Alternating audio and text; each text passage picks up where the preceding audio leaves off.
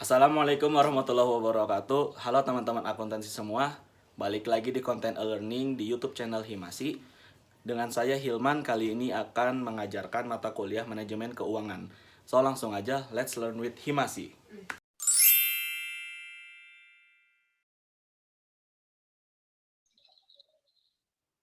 Oke teman-teman semuanya, sekarang kita sudah beralih ke Microsoft Excel ya. Berhubung jawaban manajemen keuangan sendiri perlu menggunakan yang namanya tabel, jadi biar memudahkan aja kita mengerjakan di Microsoft Excel. Dan di sini sudah saya sediakan tabel sekaligus dengan jawabannya, jadi nanti akan kita bahas secara bersama-sama ya. Oke langsung aja tanpa basa-basi kita ke soal yang pertama. Jadi untuk soal yang nomor satu ini merupakan materi dari manajemen kas. Jadi buat teman-teman yang mau belajar ulang atau ingin mengerjakan soal-soal yang sejenis, bisa langsung mempelajari materi manajemen kas seperti itu. Dan juga untuk di soal ini, dari Himasi pun sudah menyediakan di bank soal. So, buat teman-teman semuanya bisa langsung mengaksesnya ya. Oke, langsung. Di soal yang nomor satu ini dijelaskan, pimpinan perusahaan Abdi Senang merencanakan penjualan untuk bulan-bulan yang akan datang sebagai berikut. Untuk bulan Juli sebesar 350 juta. Nah, di sini kita masukkan 350 juta. Lalu untuk bulan Agustus sebesar 365 juta rupiah. Kita masukkan lagi. Di bulan September sebesar 370 juta rupiah. Di bulan Oktober sebesar 380 juta rupiah. Bulan November sebesar 375 juta rupiah. Dan di bulan Desember sebesar 380 juta rupiah. Jadi dari angka-angka tersebut kita masukkan ke kolom yang ini. Sudah disediakan ya, tinggal masukin aja. Lalu penjelasan soal selanjutnya, dari penjualan tersebut ditentukan bahwa yang 40% dijual dengan tunai, sedangkan sisanya dijual secara kredit. Nah, berarti untuk penjualan tunainya dijelaskan bahwa sebesar 40%.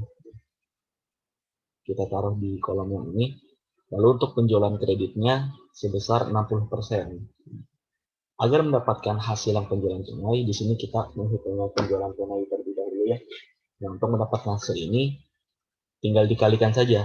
350 juta dikalikan 40%. Nah, hasilnya 140 juta rupiah. Begitu seterusnya hingga ke bulan Desember. 365 juta dikali 40%, 370 juta kali 40%, seterusnya hingga bulan Desember seperti itu. Nah, untuk penjualan kredit sama kayak penjualan tunai. Jadi 350 juta rupiah dikalikan 60%, maka hasilnya 210 juta rupiah. Bulan Agustus 365 juta rupiah dikalikan 60%, maka hasilnya 219 juta rupiah. Begitu seterusnya hingga ke bulan Desember seperti ini. Hasil akhirnya 228 juta rupiah. Nah, lanjut dari penjualan kredit. Nah, berarti di sini khusus untuk penjualan kredit 90% akan diterima dalam bulan berikutnya setelah bulan penjualan. Sedangkan sisanya akan terkumpul dalam bulan kedua setelah bulan penjualan. Oke, berarti yang dijelaskan di soal untuk penjualan kredit di bulan setelah bulan penjualan berarti semisal di sini bulan Juli ya nih, bulan Juli berarti dibayarnya bulan Agustus sebesar 90%. Nah, lalu di bulan berikutnya di bulan September dibayar sisanya yaitu 10%. Seperti seperti ini. Nah, kan di bulan Juli penjualan kreditnya 210 juta nih. Nah, sesuai yang dijelaskan di soal, di bulan berikutnya mesti dibayar sebesar 90%. Nah, nanti kita bayar di bulan Agustus sebesar 189 juta rupiah. Lalu di bulan selanjutnya, bulan September, tinggal dibayar sisanya 10%, berarti hasilnya 21 juta rupiah. Nah, ini untuk bulan Juli. Selanjutnya untuk bulan Agustus, di sini untuk penjualan Agustus, penjualan kreditnya sebesar 219 juta rupiah. Nah, berarti di bulan selanjutnya 90% mesti dibayar 197 juta 100 ribu rupiah. Nah, di bulan Oktober dibayar sisanya 10%, berarti 21 juta 900 ribu rupiah.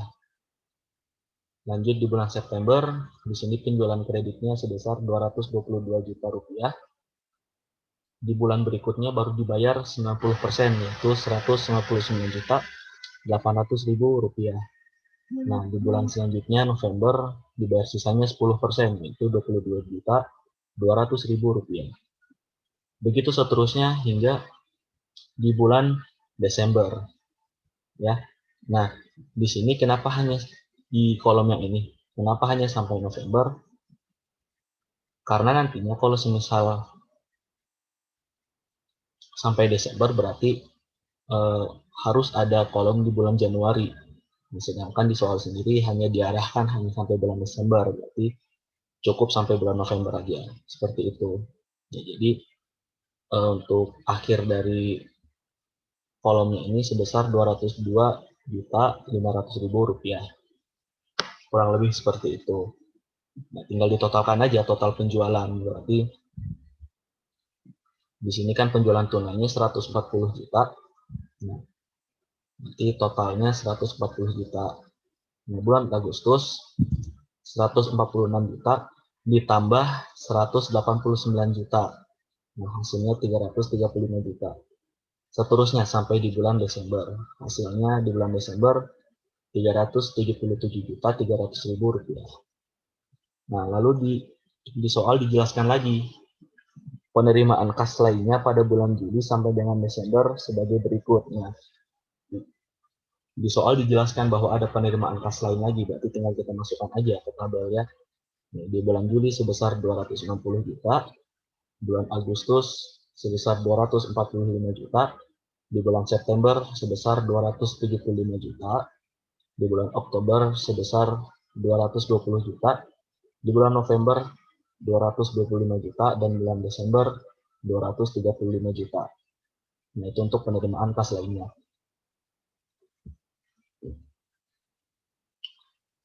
Langsung aja kita totalkan semua, jadi total penerimaan kas, total penjualan ditambah penerimaan kas lainnya. Jadi untuk bulan Juli total penerimaan kasnya 400 juta, di bulan Agustus sebesar 580 juta, di bulan September 641 juta 100 ribu rupiah, di bulan Oktober 593 juta 700 ribu rupiah, di bulan November 602 juta 400 ribu rupiah, dan di bulan Desember 612 juta 300 ribu rupiah. Nah, jadi untuk tabel penerimaan kas kurang lebih seperti ini. Oh iya, sebelumnya mohon maaf, untuk langkah dalam membuat soal nomor 1 ini perlu membuat yang namanya tabel cash inflow atau penerimaan kas yang tadi sudah kita kerjakan ya. Nah, selanjutnya mesti membuat tabel out inflow atau pengeluaran kas. Jadi ini langkah keduanya. Nah, kan tadi kita sudah mengerjakan nih yang penerimaan kas. Sekarang lanjut di pengeluaran kas, yaitu out inflow. Nah, untuk pengeluaran kas sendiri, di sini sudah tersedia di soalnya, jadi tinggal kita masukkan saja. Di soal dijelaskan pengeluaran untuk pembelian secara tunai sebagai berikut. Nah, di sini pembelian tunai kita masukkan saja di kolom.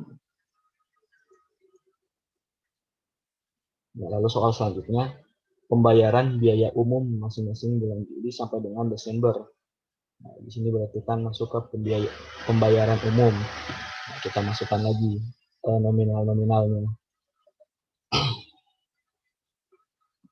Lanjut, pajak perseroan diperkirakan akan dibayar bulan September sebesar 85 juta. Nah, berarti khusus di pajak perseroan, perusahaan hanya mengeluarkan di bulan September sebesar 85 juta.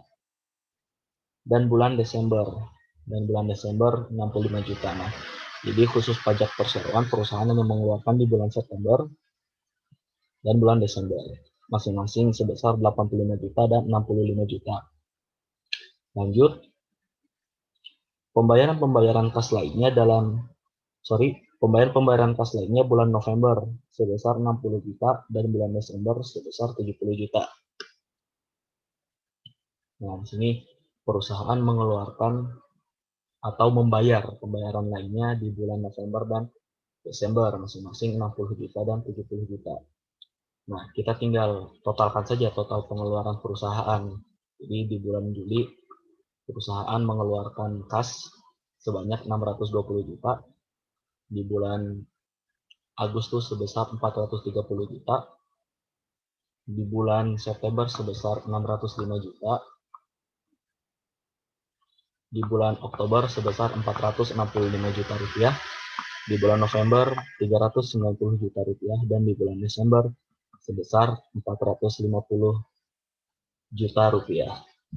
Nah, ini untuk langkah kedua dalam membuat pengeluaran kas perusahaan seperti itu. Nah, lanjut ke langkah terakhir, yaitu kita menyusun tabel anggaran kasnya. Nah, kita perhatikan di soal lagi. Di soal dijelaskan ya, dengan ketentuan nomor 1, harus dipisahkan transaksi usaha dan transaksi finansial.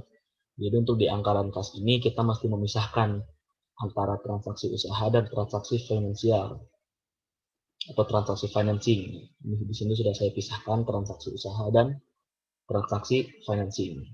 Sebentar mesti diedit lagi. Nah, ini sudah dipisahkan nih antara transaksi usaha dan transaksi financing.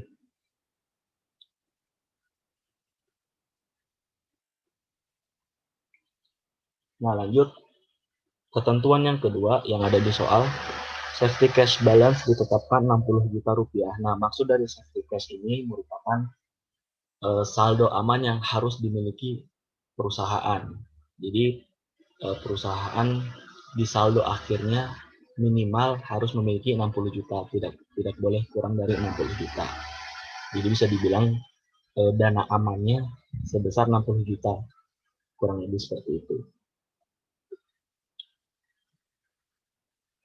Nah, sebelum lanjut ke ketentuan yang ketiga, kita mengerjakan yang transaksi usaha terlebih dahulu. Nah, untuk transaksi usaha, di sini kita tinggal memasukkan saja dari hasil penerimaan kas atau cash inflow dan hasil di pengeluaran kas atau out inflow. Kita tinggal masukkan ke tabel anggaran kas. Seperti ini.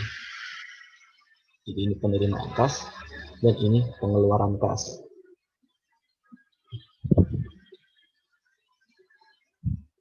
Lanjut.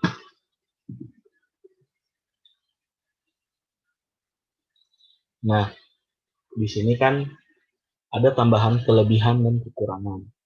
Nah, maksudnya apa? Di sini kita lihat. Kita perhatikan dulu di bulan Juli. Nah, di bulan Juli perusahaan menerima kas sebesar 400 juta rupiah. Sedangkan perusahaan juga mengeluarkan kas sebesar 620 juta rupiah. Nah, otomatis perusahaan kekurangan uang dong, karena pengeluarannya lebih besar dibanding penerimaannya. Otomatis di sini dikasih warna merah, berarti kekurangan seperti itu. Nah, terus juga untuk saldo awal di sini 60 juta. Di soal sudah dijelaskan saldo akhir bulan Juni sebesar 60 juta rupiah. Nah, saldo akhir bulan Juni berarti menjadi saldo awal di bulan Juli. Nah, jadi di sini bulan Juli saldo awalnya sebesar 60 juta. Karena di bulan Juli perusahaan kekurangan uang ya sebesar 220 juta, maka kita tinggal tutupi aja dengan saldo awal yang dimiliki. Jadi 220 juta dikurang 60 juta jadi 160 juta. Nah, di sini berarti kekurangan perusahaan tersisa 160 juta seperti itu. Lanjut ke bulan Agustus. Nah, di bulan Agustus perusahaan menerima kas sebesar 580 juta rupiah. Sedangkan perusahaan juga mengeluarkan biaya sebesar 430 juta rupiah. Nah, dari sini bisa dilihat bahwa perusahaan memiliki kelebihan dana sebesar 150 juta rupiah. Nah, balik lagi ke saldo awal, kan saldo akhir di bulan Juli sebesar 160 juta. Atau bisa dikatakan masih ada kekurangan dana sebesar 160 juta Nah, jadi di bulan Agustus saldo awalnya 160 juta. Nah, karena di bulan Agustus perusahaan mempunyai kelebihan dana sebesar 150 juta, nah jadinya 150 juta ini dipakai juga untuk menutupi kekurangan dana perusahaan. Jadinya 150 juta dikurang 160 juta, hasilnya 10 juta. Nah, 10 juta ini merupakan kekurangan dana yang dimiliki perusahaan, tersisa 10 juta lagi. Nah, lanjut di bulan September. Di bulan September, perusahaan menerima kas sebesar 641 juta 100 ribu rupiah dan perusahaan mengeluarkan kas sebesar 605 juta rupiah. Nah, bisa dilihat berarti perusahaan memiliki kelebihan dana lagi sebesar 36 juta 100 ribu rupiah. Di sini saldo awal kan masih kurang 10 juta nih kekurangan dananya. Ya udah berarti tinggal pakai dari dana kelebihannya. Jadinya 36 juta 100 ribu rupiah dikurang 10 juta rupiah. Nah, perusahaan masih memiliki dana lebih sebesar 26 juta 100 ribu rupiah. Seperti itu. Jadi untuk saldo akhirnya bulan September sebesar 26 juta 100 ribu rupiah. Lanjut ke bulan Oktober. Di bulan Oktober perusahaan menerima kas sebesar 593 juta 700 ribu rupiah dan perusahaan juga mengeluarkan kas sebesar 465 juta rupiah. Nah, di sini perusahaan memiliki kelebihan dana lagi sebesar 128 juta 700 ribu rupiah. Untuk saldo awalnya kan perusahaan sudah tidak memiliki kekurangan dana lagi nih. Dan juga di akhir September saldo akhirnya 26 juta 100 ribu rupiah. Nggak masukkan ke saldo awal, jadi tinggal ditotalkan. Jadi untuk saldo akhir di bulan Oktober sebesar 154 juta 800 ribu rupiah. Lanjut ke bulan November. Di bulan November perusahaan menerima kas sebesar 602 juta 400 ribu rupiah. Perusahaan juga mengeluarkan dana sebesar 390 juta rupiah. Nah, berarti perusahaan memiliki kelebihan dana lagi sebesar 212 juta 400 ribu rupiah. Nah, ditambah dengan saldo awalnya, berarti total saldo akhir di bulan November sebesar 367 juta 200 ribu rupiah. Terakhir di bulan Desember, perusahaan menerima kas sebesar 612 juta 300 ribu rupiah. Dan juga perusahaan mengeluarkan kas sebesar 450 juta rupiah. Nah, berarti perusahaan masih memiliki kelebihan dana sebesar 162 juta 300 ribu rupiah. Nah, tinggal ditotalkan dengan saldo awal yang dimiliki. Berarti saldo akhir di bulan Desember sebesar 529 juta 500 ribu rupiah. Nah, itu kurang lebih seperti itu untuk pengerjaan transaksi usaha. Terakhir, kita kerjakan transaksi financing. Untuk transaksi financing, di sini kita menyediakan saldo awal, terima pinjaman dari bank, jumlah, kelebihan atau kekurangan, saldo akhir, dan bank kumulatif. Nah, sebelum lanjut, di sini saya mau membacakan soal terlebih dahulu atau yang dijelaskan di soal. Di sini dikatakan bila terjadi defisit harus ditutup dari kredit bank dan bila ada kelebihan diusahakan untuk menganggur. Jadi intinya kalau perusahaan kekurangan dana atau kekurangan biaya, maka perusahaan wajib mengambil kredit dari bank. Kalau semisal memiliki kelebihan dana, ya udah diusahakan untuk menganggur aja atau tidak diapa-apain uangnya. Lanjut, di sini saldo awal di bulan Juli sebesar 60 juta. Sesuai dengan yang di soal tadi kan yang sudah saya jelaskan juga, saldo akhir bulan Juni menjadi saldo awal di bulan Juli. Seperti itu. Nah, kita perhatikan di sini. Karena perusahaan di bulan Juli kekurangan dana sebesar 220 juta, maka kita mesti meminjam dari bank sebesar 220 juta. Maka hasilnya 280 juta rupiah. Kenapa mesti 220 juta? Agar pada saat 280 juta ini dibayar untuk menutupi kekurangan dana, hasil akhirnya menjadi 60 juta. Ya. Saldo akhirnya 60 juta karena sesuai dengan yang ada di saldo safety cash perusahaan atau dana aman yang harus dimiliki perusahaan. Nah, makanya kita mesti meminjam dari bank sebesar 220 juta rupiah agar saldo akhirnya pas di angka 60 juta rupiah, seperti itu. Nah, kan ini kekurangannya sudah ditutupi nih dengan pinjaman dari bank. Otomatis perusahaan memiliki utang kumulatif sebesar 220 juta rupiah. Lanjut ke bulan Agustus. Di bulan Agustus saldo awalnya sebesar 60 juta rupiah. Dan juga kita lihat di bulan Agustus perusahaan memiliki kelebihan dana. Berarti tidak perlu lagi untuk meminjam uang dari bank. Jadi tinggal langsung aja ke jumlah sebesar 60 juta dan kita masukkan kelebihannya 150 juta rupiah. Maka saldo akhirnya 210 juta rupiah.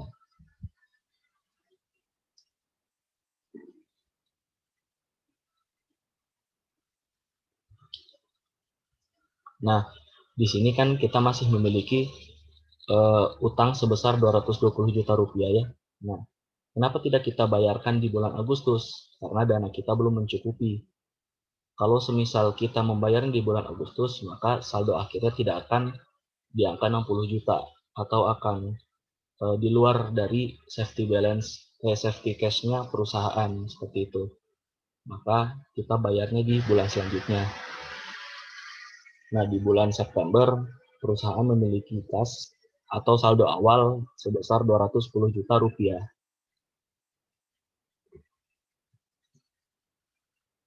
Nah,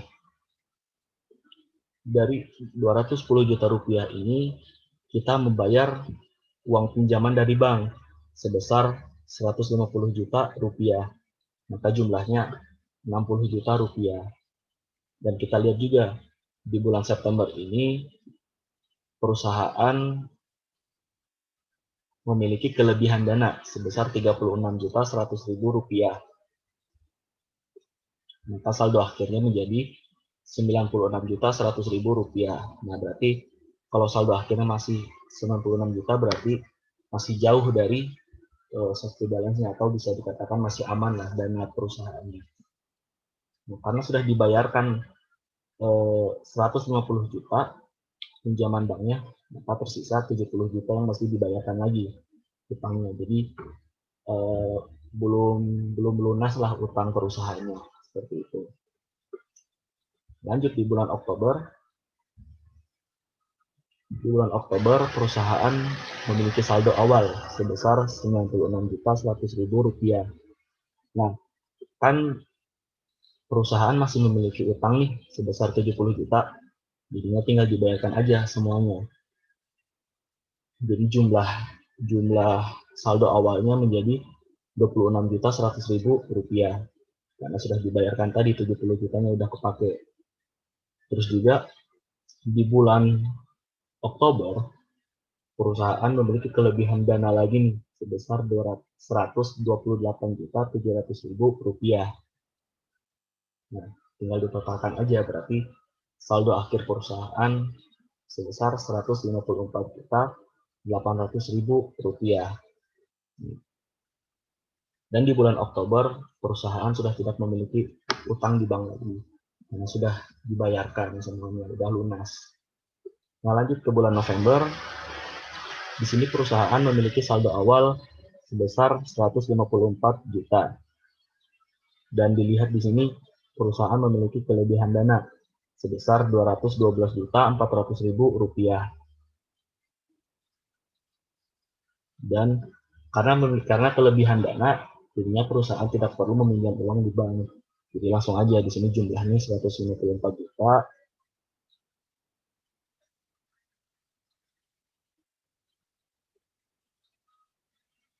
Oh, sorry, di sini ada keliru. Ini harusnya 154.800.000 ya. Nah, kelebihannya kan tadi Rp212.400.000, hasilnya Rp367.200.000.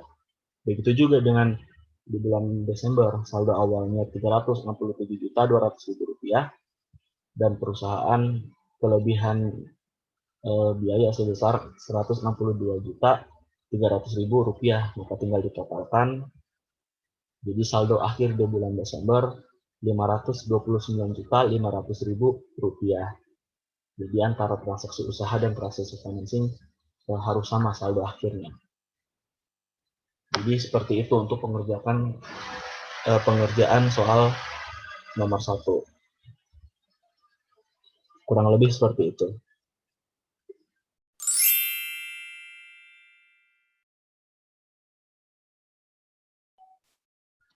Oke, sekarang kita lanjut ke soal yang nomor 2. Jadi untuk soal nomor 2 ini termasuk ke materi anggaran piutang. Jadi buat teman-teman yang mau mempelajari lagi, silahkan dibuka materi anggaran piutang. Di sini kita akan mengerjakan secara bersama-sama ya. Saya juga sudah menyediakan tabelnya, jadi biar memudahkan aja. Nah, untuk di soal nomor 2 ini dikatakan penjualan atas dasar perkiraan akhir bulan untuk jangka waktu 6 bulan tahun 2019 dari penjualan buah-buahan adalah sebagai berikut. Rencana penjualan di bulan Januari sebesar Rp12.500.000, di bulan Februari sebesar Rp12.800.000, di bulan Maret sebesar Rp12.900.000, di bulan April sebesar Rp12.700.000, di bulan Mei sebesar Rp12.800.000, dan di bulan Juni sebesar 13 juta. Komposisi antara penjualan tunai 40% dan kredit 60%. Syarat pembayaran 4/20 net 60. Jadi maksudnya untuk syarat pembayaran ini akan mendapatkan potongan sebesar 4% kalau pembayarannya sebelum 20 hari. Net 60 berarti batas pembayarannya. Lanjut, berdasarkan pengalaman cara pembayaran adalah sebagai berikut. 80% diterima sesudah 1 bulan penjualan, dan sisanya 2 bulan dari penjualan. Penjualan bulan November dan Desember masing-masing sebesar Rp10.500.000 dan Rp11.600.000. Jumlah bad debit diperkirakan sebesar 3%. Yang ditanyakan, buatlah skedul penagihan piutang dan skedul penerimaan piutang atas arus kas masuk. Nah, langkah-langkah yang mesti dibuat di soal ini adalah yang pertama, kita perlu membuat dulu tabel penjualan menurut bentuk pembayarannya. Nah, di sini sudah ada. Jadi di total penjualan ini tinggal kita masukkan saja ke nominal-nominal penjualan dari masing-masing bulan. Nah, untuk November 2018 dan Desember 2018 ini kan tadi sudah disebutkan. Penjualan bulan November dan Desember masing-masing sebesar Rp10.500.000 dan Rp11.600.000. Kita masukkan di sini. Untuk bulan Januari Rp12.500.000 sesuai apa yang dijelaskan di soal. Jadi semuanya kita masukkan ke sini terlebih dahulu ya. Semuanya sampai di bulan Juni. Nah, lanjut. Di sini ada keterangan penjualan tunai 40%. Nah, karena sesuai yang ada di soal tadi, dikatakan komposisi antara penjualan tunai sebesar 40% dan penjualan kredit sebesar 60%. Nah, di sini tinggal kita masukkan ke keterangan. Untuk menghitung hasilnya, seperti biasa tinggal dikalikan saja. Jadi 10.500.000 dikalikan 40%, maka hasilnya Rp4.200.000. Untuk yang kredit juga sama, 10.500.000 dikali 60%, maka hasilnya Rp6.300.000. Begitu seterusnya hingga ke bulan Juni.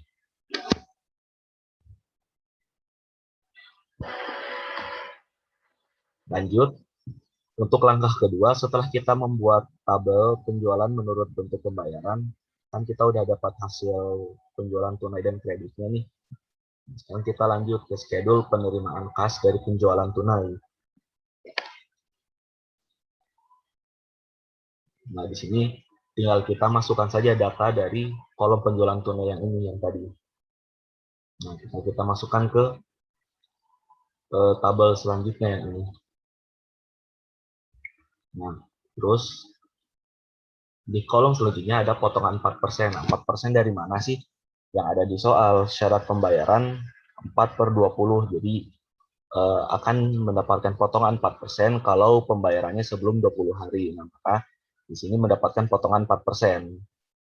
Jadi untuk mendapatkan hasilnya 4.200.000 dikalikan 4%, maka hasilnya Rp168.000. Jadi penerimaan kasnya sebesar Rp4.032.000, karena kan dari harga yang ini dikurangin potongannya nih, maka hasilnya Rp4.032.000.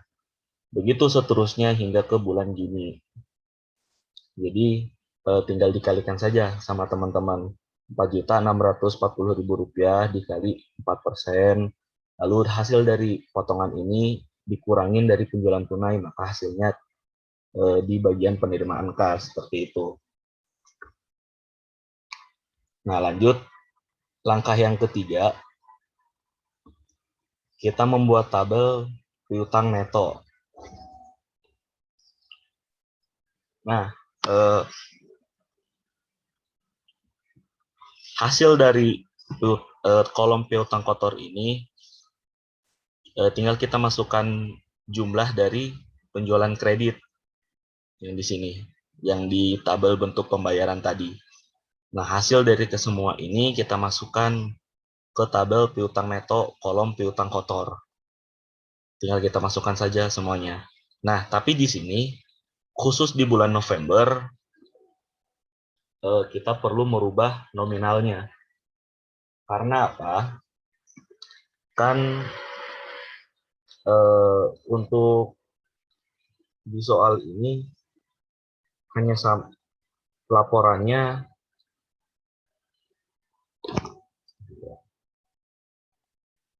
nah, untuk di piutang neto, untuk di piutang netonya, piutang kotor khusus di bulan November, nominalnya Rp1.260.000. Kan kalau yang di penjualan kredit Rp6.300.000 kan, kalau di piutang neto menjadi Rp1.260.000. Karena yang dibutuhkan adalah laporan dari bulan Januari 2012. Nah, sedangkan di bulan November ini tahun 2018.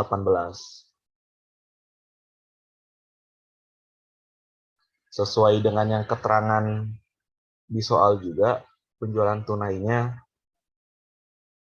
40%, maksudnya sesuai keterangan di soal 80% diterima sesudah 1 bulan, sisanya 2 bulan setelah bulan penjualan, berarti 20%. Nah, Rp1.260.000 ini merupakan hasil di pembayaran bulan Januari yang 20% itu. Ini tinggal masukkan ke tabel seperti itu. Sisanya tetap sesuai nominal yang ada. Jadi khusus bulan November aja yang perlu kita ubah seperti itu. Nah, lalu bad debt ini 3% karena yang ada di soal tadi.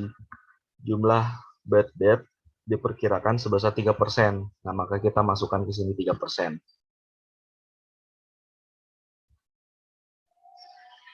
Untuk menghitungnya atau mendapatkan hasilnya, tinggal kita kalikan aja seperti biasa ya. Jadi Rp1.260.000 dikalikan 3%, maka hasilnya Rp37.800. Begitu seterusnya sampai di bulan Juni. 7.800.000 dikali 3%, maka hasilnya 234.000. Nah, piutang neto ini hasilnya dari piutang kotor dikurang hasil dari bad debt tadi yang sudah dihitung, maka menghasilkan 1.222.200 rupiah. Intinya yang di piutang neto ini merupakan hasil dari pengurangan piutang kotor dan bad debts-nya. Seperti itu. Nah, setelah kita membuat 3 tabel tadi ya, langsung kita ke langkah berikutnya, membuat schedule penerimaan kas dari penjualan kredit.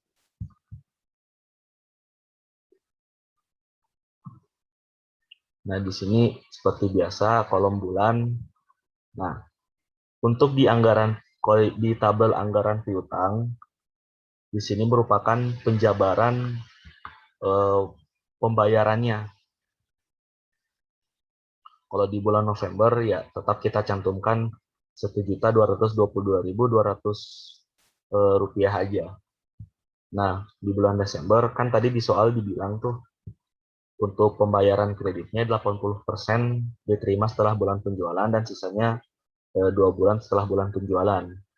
Ya udah berarti di bulan Januari ini 5.400.960 rupiah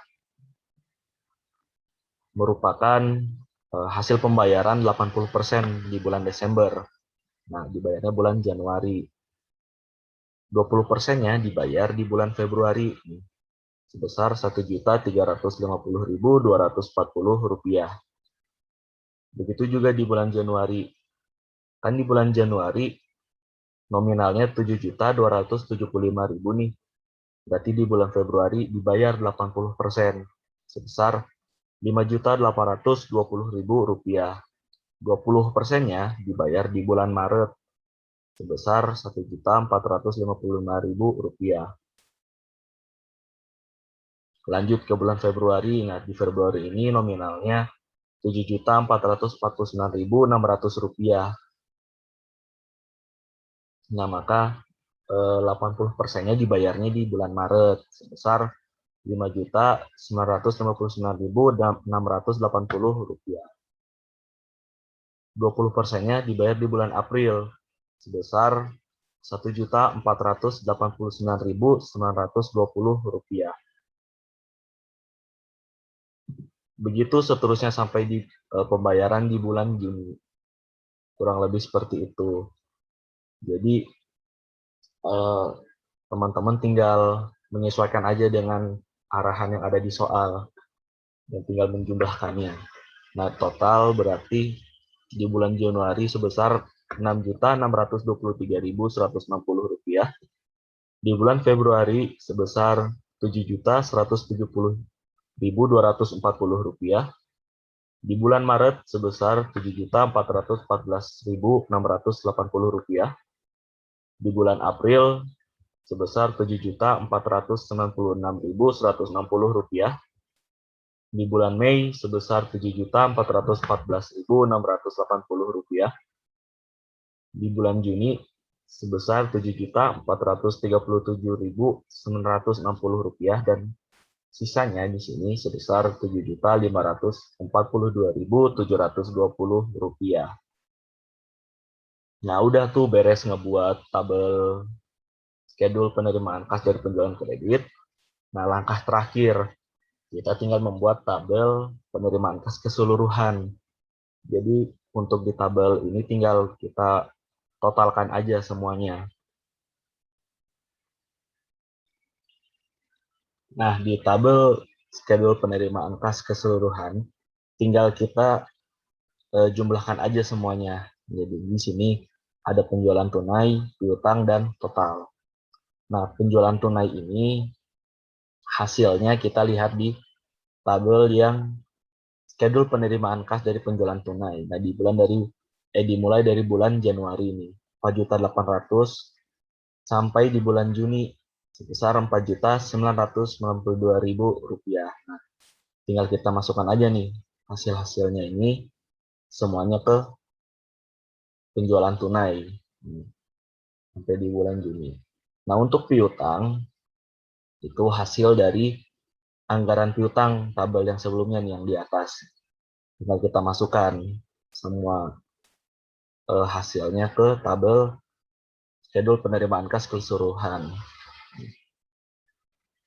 Tinggal kita jumlahkan, jadi total keseluruhannya di bulan Januari sebesar Rp11.423.160. Di bulan Februari sebesar Rp12.085.440. Di bulan Maret sebesar Rp12.368.280. Di bulan April sebesar Rp12.372.960. Di bulan Mei sebesar Rp12.329.880. Dan di bulan Juni Rp12.429.960. Selesai untuk pengerjaan soal nomor 2. Jadi kurang lebih seperti itu untuk pengerjaannya.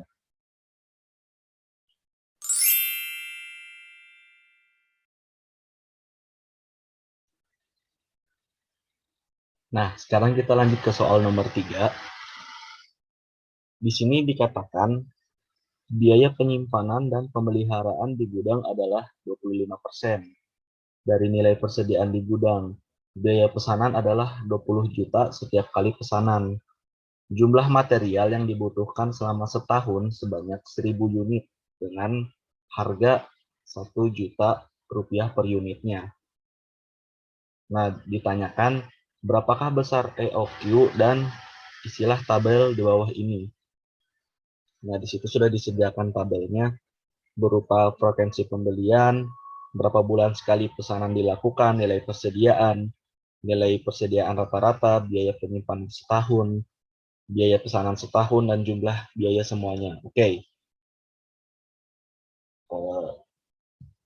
Kita akan kerjakan sama-sama ya. Jadi pertama kita perlu mencari EOQ-nya dulu, karena diarahinnya berapakah besar EOQ. Jadi sini diketahui R-nya sebanyak 1000 unit, S-nya sebanyak 20 juta atau biaya pesanannya. Lalu P-nya sebesar 1 juta per unit atau harganya ya 1 juta per unit. Dan ini adalah 25% dari nilai persediaan di gudang. Maka tinggal kita masukkan aja rumus EOQ-nya, yaitu akar 2 kali R kali S per P kali I.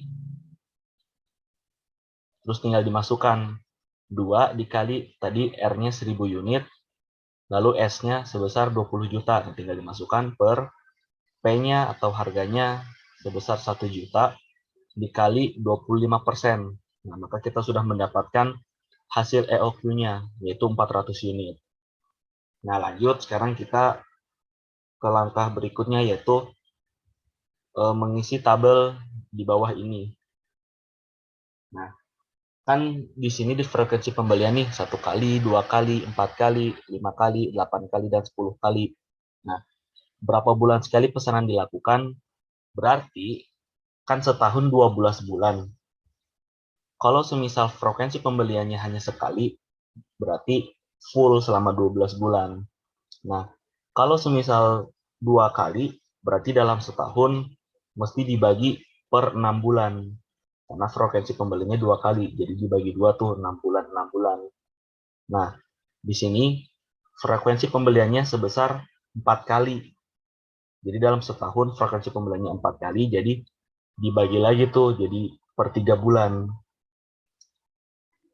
Begitu seterusnya, jadi kalau frekuensi pembeliannya 5 kali, maka dibagi per 2,5 bulan. Frekuensi pembeliannya 8 kali dibagi 1,5 bulan. Lalu frekuensi pembeliannya 10 kali dibagi 1,2 bulan lah, begitu seterusnya. Jadi intinya frekuensi pembeliannya atau bulan-bulan yang dilakukan disesuaikan aja. Nah, di sini lanjut ke nilai persediaan. Nilai persediaannya kan sudah tersedia juga tuh di soalnya. Ada 1.500.000.000, 250 juta, 200 juta, 125 juta, dan 100 juta. Untuk persediaan rata-rata itu harus dibagi dua. Jadi yang namanya rata-rata ya emang mesti dibagi dua. Jadi hasilnya ini kan 1 miliar nih. 1 miliar dibagi dua. Nah berarti 500 juta. Nah lanjut lagi 500 juta dibagi dua. Hasilnya 250 juta. Lanjut 250 juta dibagi dua. Maka nilai persediaan rata-ratanya 125 juta. Lalu 200 juta dibagi dua. Maka nilai rata-ratanya 100 juta. 125 juta dibagi dua, nilai rata-ratanya 62.500.000 rupiah. Lalu terakhir 100 juta dibagi dua menjadi 50 juta. Jadi intinya kalau ingin mencari nilai persediaan rata-rata, teman-teman cukup bagi dua aja di nilai persediaannya. Seperti itu. Lalu untuk biaya penyimpanan 25%. 25% karena di soal sudah dijelaskan juga biaya penyimpanan dan pemeliharaan di gudang adalah 25% dari nilai persediaan di gudang ya. Jadi kita tetapkan biaya penyimpanannya 25%. Nah, untuk mendapatkan hasil di sini caranya kayak gimana? Ya, tinggal dikalikan aja. 500 juta dikali 25%.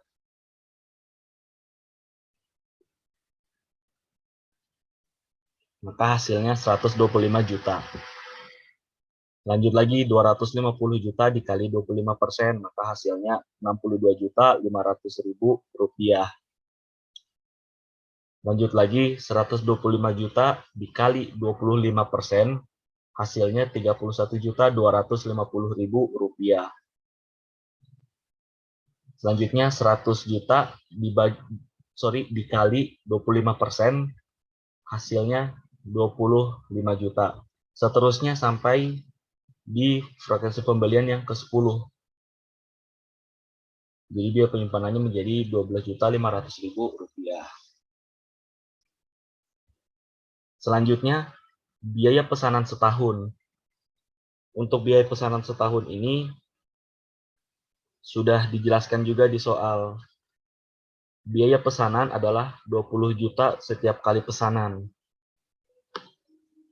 Nah, di sini kan ketika frekuensi pembeliannya satu kali, ya udah berarti biaya pesanannya tetap 20 juta seperti itu. Nah, ketika frekuensi pembeliannya menjadi 2 kali, berarti menjadi 40 juta.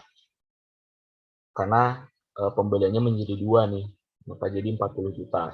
Nah, frekuensi pembelian 4 kali menjadi 80 juta. Ya, karena 20 dikali 4 aja, akan menjadi 80 juta. Lalu frekuensi pembelian 5 kali menjadi 100 juta. Karena 20 juta dikali 5 menjadi 100 juta. Seterusnya sampai di frekuensi pembelian yang ke-10. Yang biaya pesanan setahunnya menjadi 200 juta. Nah, terakhir mencari jumlah biaya semuanya. Jadi untuk menghitung jumlah biaya semuanya, tinggal menjumlahkan aja 125 juta ditambah 20 juta menjadi 145 juta. Jadi hanya menjumlahkan biaya penyimpanan dan biaya pesanan setahun untuk mendapatkan hasil di jumlah biaya semuanya. Seperti ini 62.500.000 ditambah 40 juta menjadi 102.500.000 rupiah. Seterusnya sampai terakhir di frekuensi yang ke-10 12.500.000 rupiah ditambah 200 juta menjadi 212.500.000 rupiah. Nah, kita sudah selesai nih mengisi tabel yang disediain.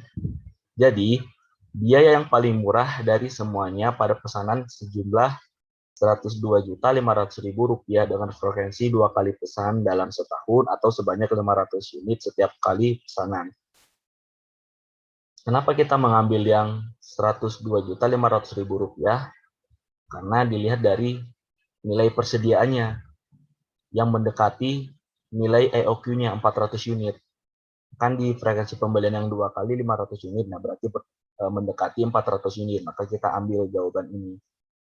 Menjadi biaya yang paling murah dari semua pesanan. Kurang lebih seperti itu untuk soal nomor 3. Semoga teman-teman semuanya dapat memahami ya